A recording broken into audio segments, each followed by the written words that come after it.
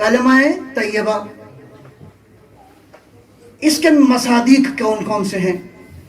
مفسرین نے مختلف احتمال دیے ہیں، میں بڑے احترام سے ان احتمالات کا ذکر کرتا ہوں۔ ایک تو کلمہ طیبہ سے احتمال یہ دیا کہ یہ اس سے مراد لا الہ الا اللہ ہے، قابل قبول۔ بعض نے اس کا احتمال دیا کہ خوبصورت گفتگو ہے، اس کو کلمہ طیبہ کہتے ہیں۔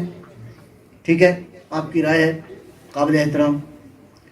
ایک احتمال دیا ہے کہ اس سے مراد مومن ہے، کہ مومن جو ہے وہ ان خصوصیات کا حامل ہوتا ہے، قابل تعریف۔ بہرحال آپ کی رائے ہے، ہم انکار نہیں کرتے، ابھی بحث نہیں کرتے۔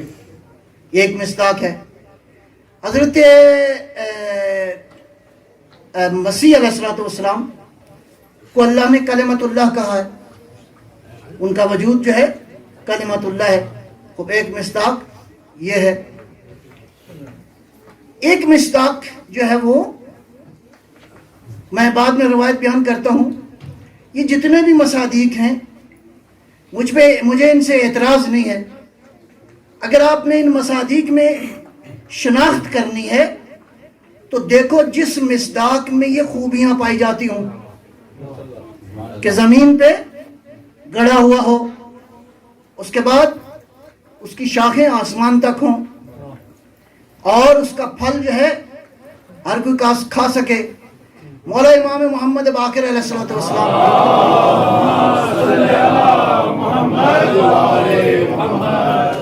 نہیں، میرا خیال ہے ایک مرحلہ اور رہ گیا۔ شجر، یہ جو شجر اللہ نے کہا ہے، شجر کیا ہوتا ہے؟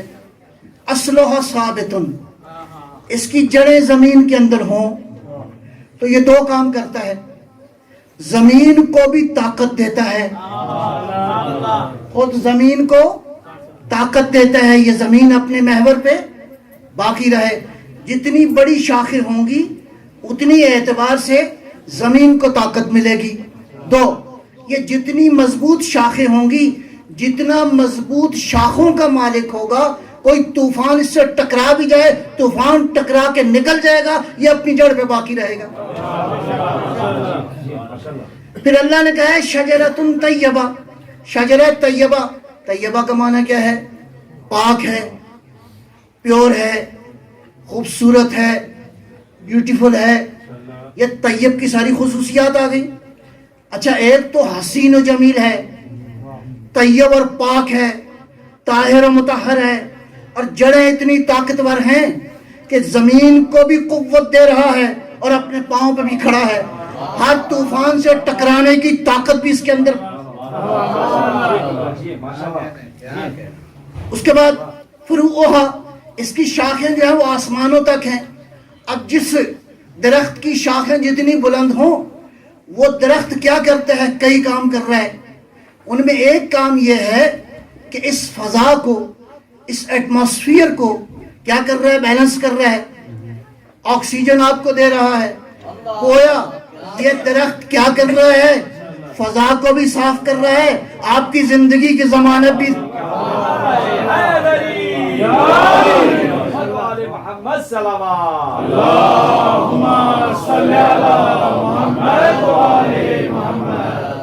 اور جتنی شاخیں بلند ہیں وہاں تک یہی عمل انجام دے رہا ہے۔ شاخیں اللہ یہ فرما رہا ہے کہ آسمانوں تک ہیں۔ گویا اس درخت کی شان یہ ہے، خالی اہل زمین نہیں، آسمان والوں کو بھی اعتداد دے، آسمان والوں کو بھی زندگی عطا کر رہا ہے۔ اب اگلے مرحلے میں اللہ فرماتا ہے کہ اس کا پھل جو بھی اس کے نزدیک آ جائے، جو بھی اس کے نزدیک آ جائے، اس کا پھل کھانا چاہے یہ روکے گا نہیں، اس کا پھل تم کھا سکتے ہو۔ مثال میں عرض کرتا ہوں آپ کی خدمت میں، سورج کی روشنی کتنی ہے؟ شاید پہلے بھی عرض کی ہے، سورج کی روشنی بہت زیادہ ہے، یہ چھوٹا بلب تو نہیں ہے نا، یہ سورج جو ہے 1.3 ملین ٹائمز اس زمین سے بڑا ہے۔ تو یہ کس کس کو روشنی دے رہا ہے؟ سب سے چھوٹے وجود کو بھی دے رہا ہے، سب سے بڑے وجود کو بھی دے رہا ہے۔ اس کی روشنی اہل زمین کے لیے بھی ہے، اس سولر سسٹم کے لیے بھی ہے، جو جتنی طاقت رکھتا ہے یہ اس کو روشنی عطا کر دے گا. یہاں اللہ فرما رہا ہے کہ اس درخت کی شاخیں آسمانوں تک ہیں. اس کا مطلب ہے جہاں جہاں کوئی اس درخت کے قریب آ جائے، اس سے استفادہ کرنا چاہے، یہ پھل دیتا رہے گا. یہ بخیل نہیں ہے، یہ عطا کرنے والا.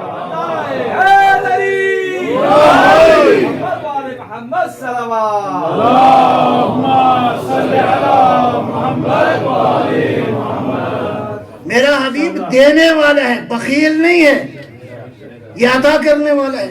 تو یہ ان خوبیوں کے ساتھ، اب یہ درخت ان خوبیوں اور خصوصیات کے ساتھ، اور یہ خود سے نہیں ہے، بِإِذْنِ رَبِّهَا، اس کا کنیکشن پروردگار کے ساتھ ہے.